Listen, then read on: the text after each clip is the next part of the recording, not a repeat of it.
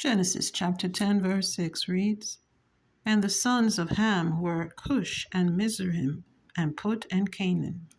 Genesis chapter 10 verse 13 reads, And Mizraim became father to Ludim and Anamim and Lehabim and Nephtuhim and Pathrusim and Casluhim, from among whom the Philistines went forth. And the last son, Caphturim. Caphturim was the last son. The Philistines came out of Casluhim. He was the direct forefather to the Philistines, that nation. Mizraim is the son of Ham. Ham has been long held as the father of the black race, the African peoples. The question is that the only race that he became the ancestor to? Through his line, we know for certainty the Philistines came through. Mizraim gave birth to a few sons, and one of them was the ancestor to the Philistines. That would be Casluhim, from among whom the Philistines came. What's so significant about that?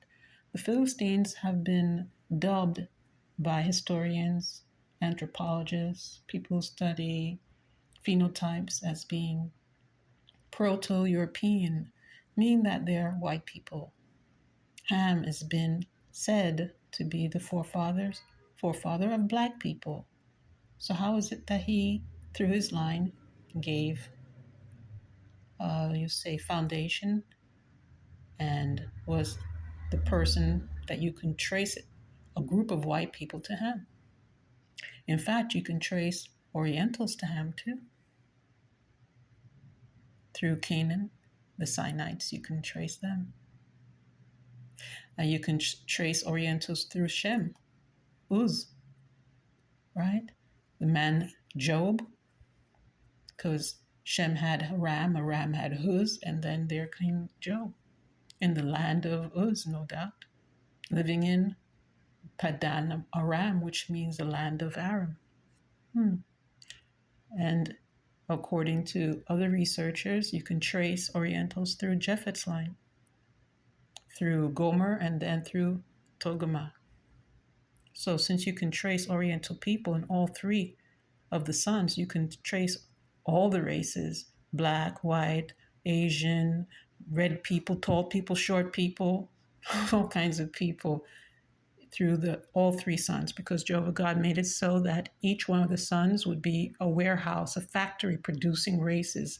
That's how Jehovah God determined to repopulate the earth after the flood. So each one of those sons could produce all the races there would be. But there were three of them, so it was definitely going to be done. That's the hand of Jehovah God, making sure, underlining his own purpose by making sure it was put through. Now, why is that significant? Because some people have said that the Philistines are Canaanites. Why would they say that? Because you can read in Zephaniah chapter 2, verse 5. It reads this way: Woe to those inhabiting the region of the sea, the nation of the Sherefites. The word of Jehovah is against you people, O Canaan, the land of the Philistines. I will also destroy you, so that there will be no inhabitant. The Philistines are Hamites. So how is it they're in Canaan?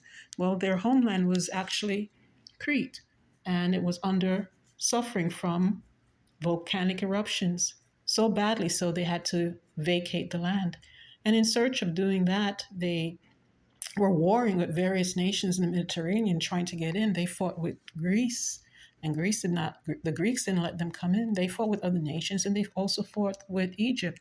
Ramses II finally allowed them to enter and go into the Levant, West Asia, where the Canaanites were already settled there. So then the Philistines were allowed to go there. They adopted the customs of the Canaanite, their religion, etc.